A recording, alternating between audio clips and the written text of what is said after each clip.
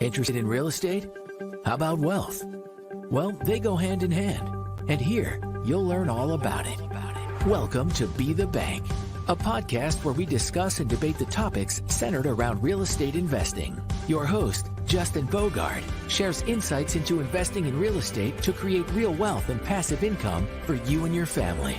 He'll share stories of real estate investments done right, walk you through the process of owning a real estate note, and most importantly, educate you so you can be the bank.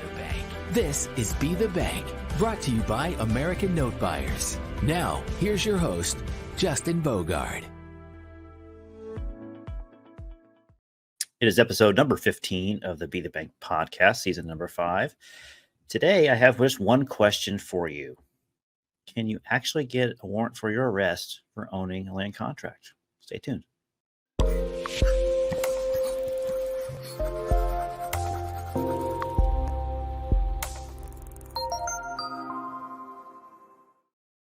Petaluma Richard, how's it going? Pretty good. Indy Justin. Yeah. Mm-hmm. So for those of you that did not have the pleasure of hearing our conversation before we started recording, Richard had referred to my virtual room here as my Palatial homestead. Palatial homestead.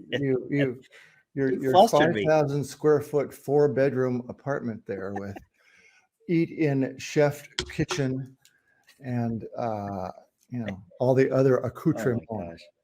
How about that?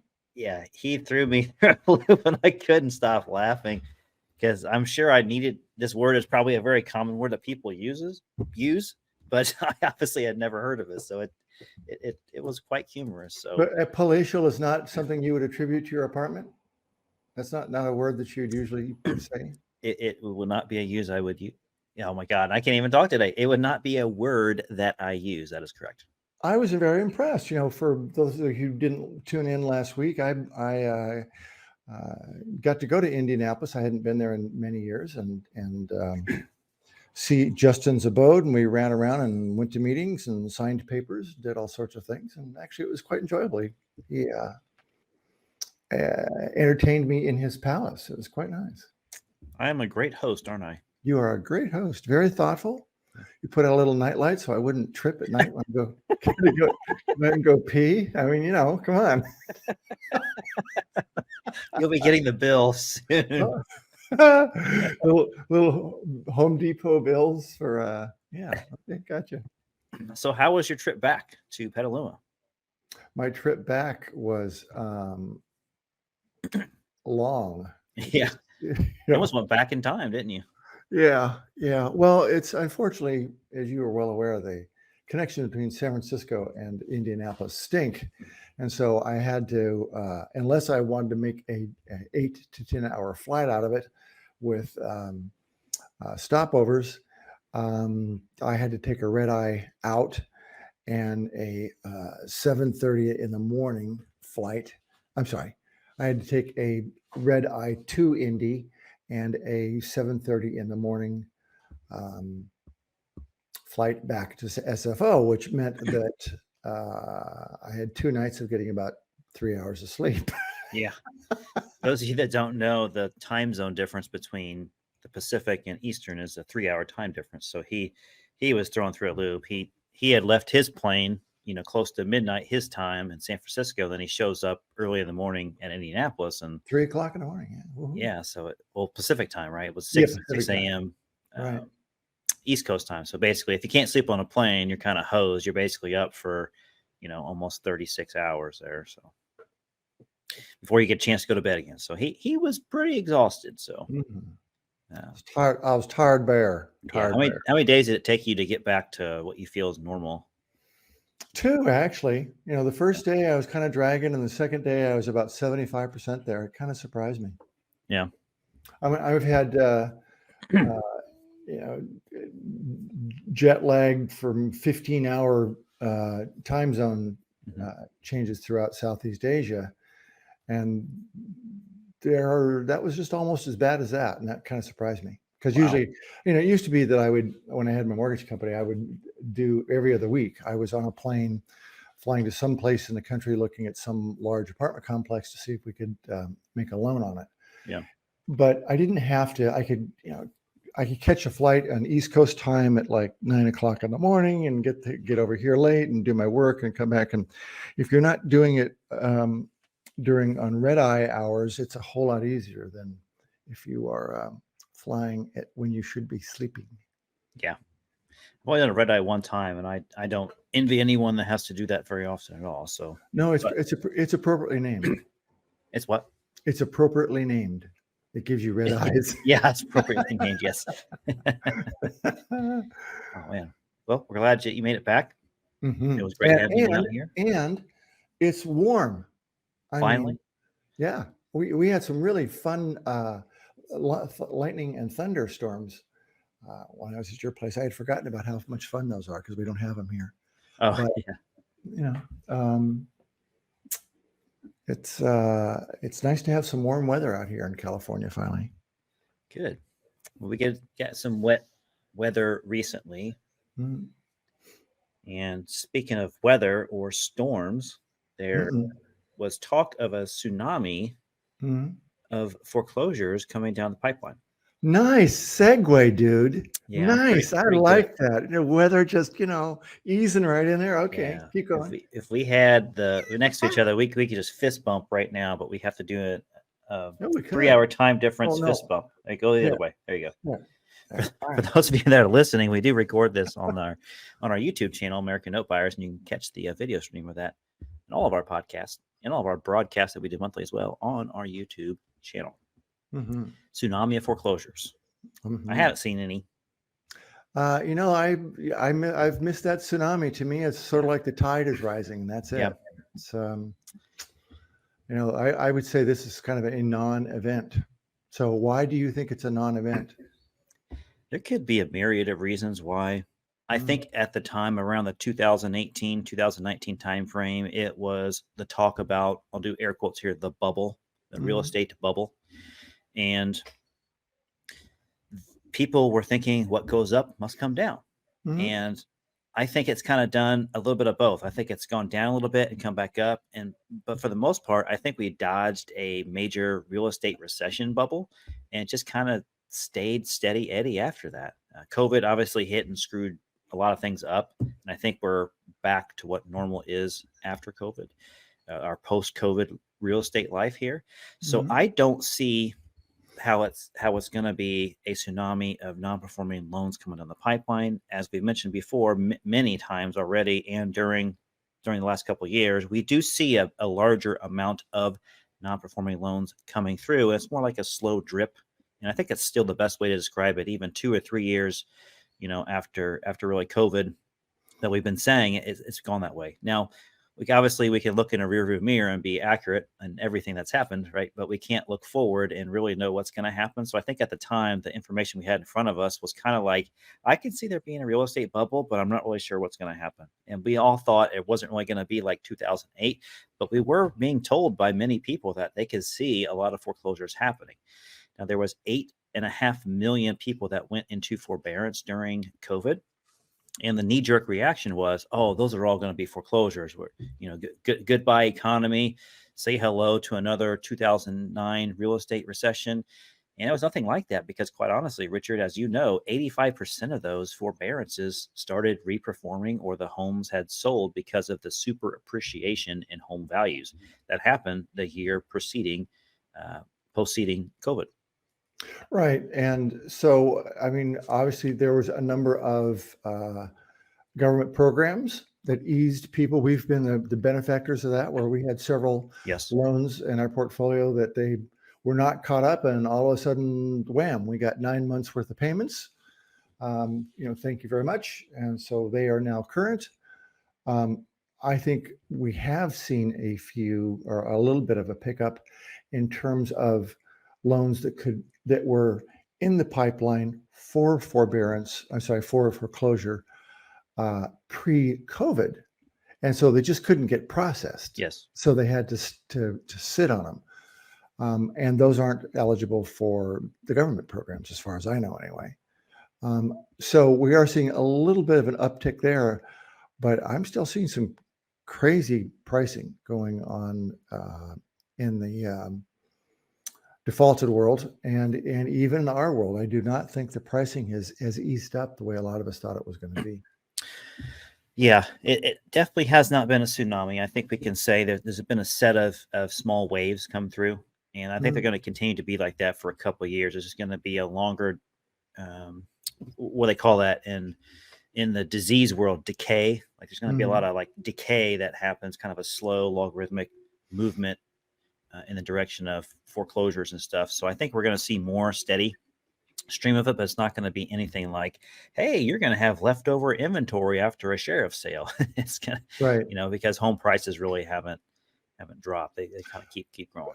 Plus, as we know from a recent mastermind that we went to in Texas, there's a lot of large funds that are sitting out there with billions of dollars that want to scoop up a fair amount of this product in bulk, which, what is out, which for what is there, I'm sorry, I can't speak either.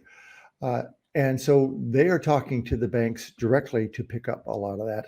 So the little guys are just going to get crumbs, if that, and they may be able to pick up as a secondary purchase. But I just don't see that much of, the market is much more finely tuned this time than it was. I mean, people know the game, right? They know how to jump in, they know how to fine tune, they know how to fix up, they know how to sell. And all the management companies are set up to do this where we didn't have anything before. And so it changes the whole playing field. There's better guidelines too on people getting loans. There's Right. more tighter, stricter guidelines, which helped a lot as well. Right. My opening remarks, Richard, I had asked a question to the potential listening audience, and that was, can you get a warrant for yourself if you own a land contract? Can you get a warrant, arrest a warrant is what you Arrest a warrant. Because you can get a warrant. That's something, that's a type of stock that you buy. But yes, I know that you deliberately want to embarrass me. So I can say that, yes, I am from what I understand, I have 2 warrants out for my arrest in St. Louis, Missouri. So I'd better not go there and get a traffic ticket or anything like that, because they'll run my name and who knows what would happen. I'd end up in the pokey for a land contract deal. I don't know. But you're Outlaw Thornton.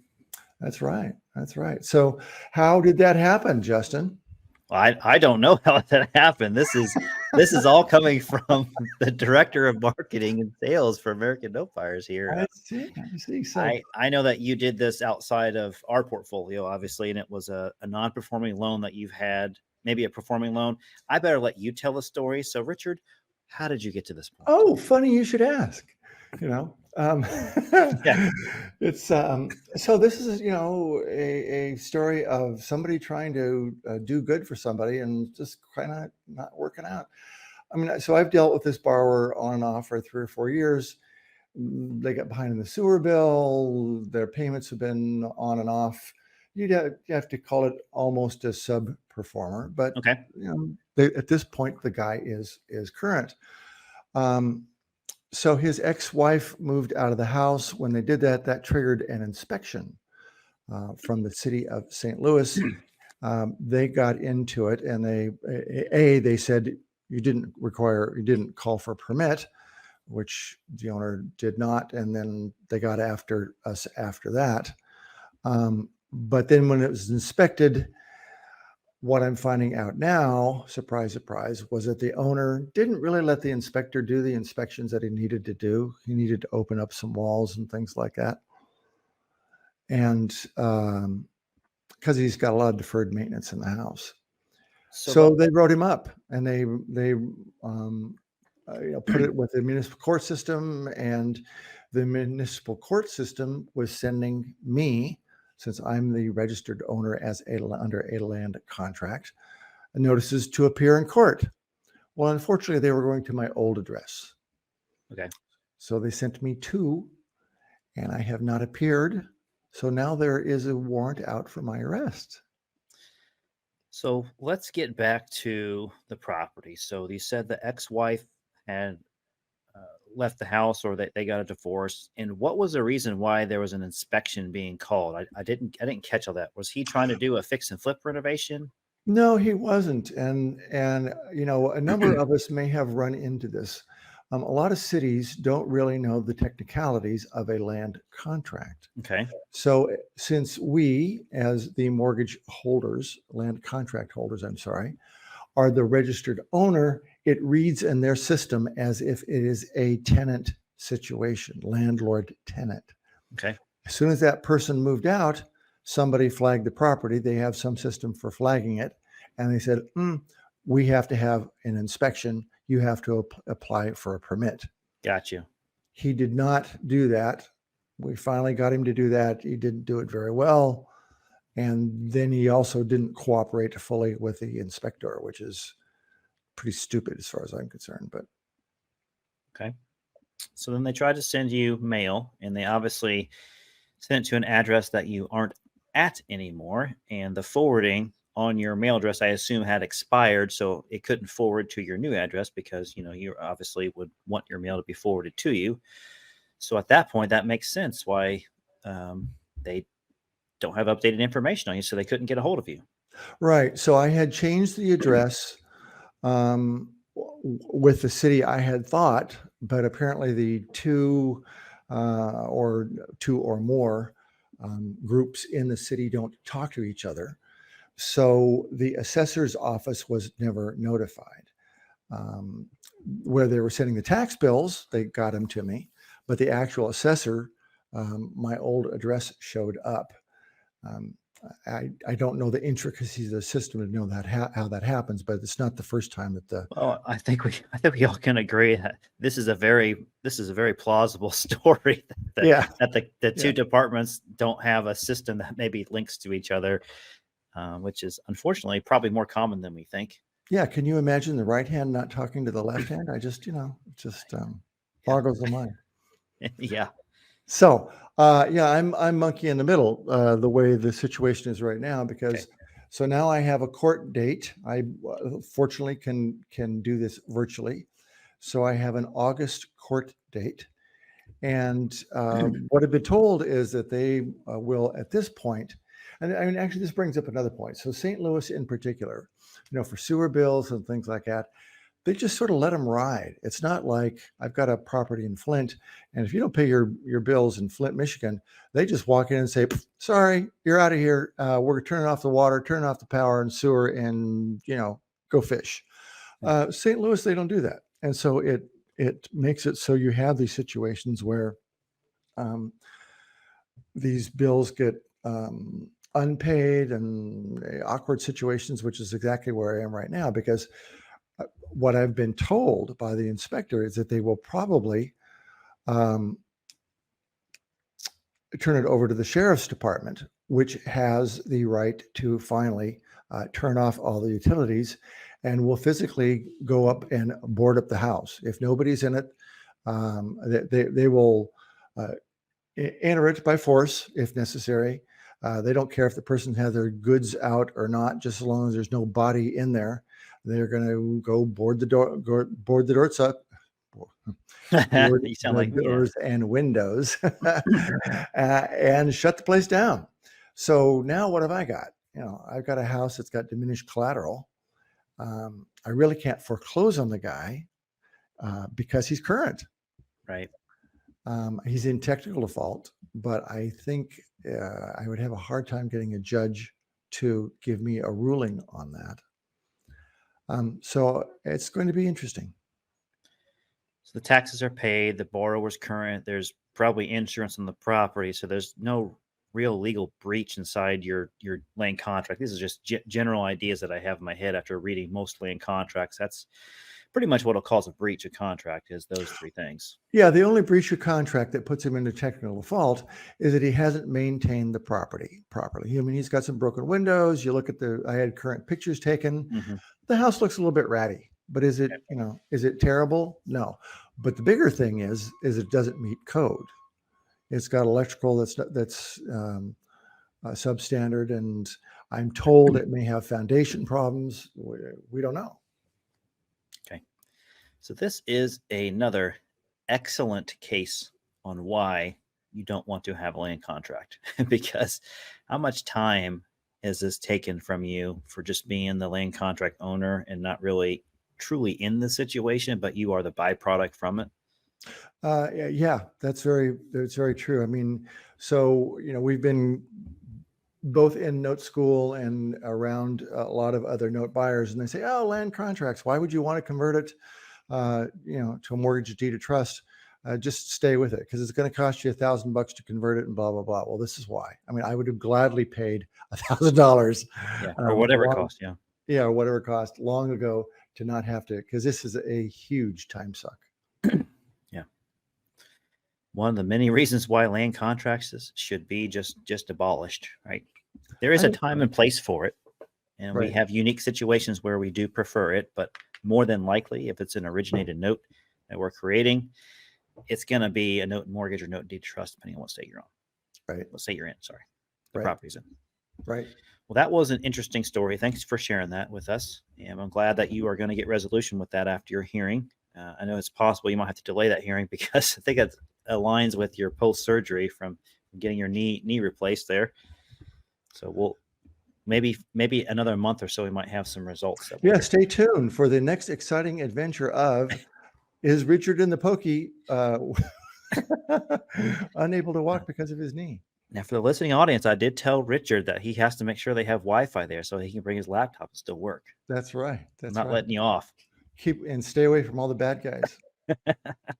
Get your own private cell. Yeah, that's likely to happen. Well, I don't think you'll have any issues after they realize what's going on. So, but that is an interesting story, and it's unfortunate that it sucked a lot of time out of your life to get this thing rectified, and the pain of not being able to do anything because the borrower's not taking care of the property. So we look forward to hearing an update on that pretty soon.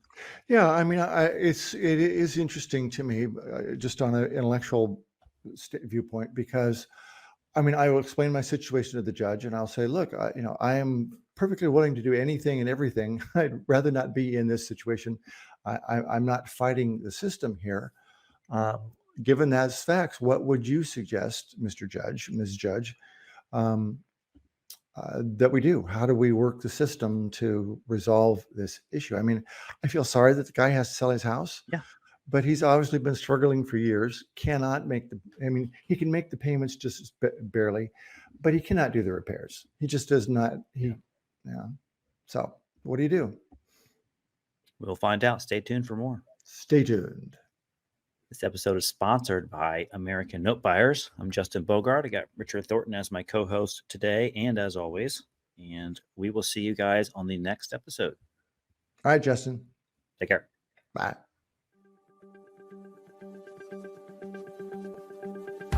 Thanks for listening to Be the Bank. We hope you learned something from today's show. If you enjoyed this episode, please rate and review us. Plus, check out our channel on YouTube and follow us on Facebook and Twitter at Be the Bank and on Instagram at Be the Bank Podcast. Be the Bank is sponsored by American Note Buyers. Thanks again for listening.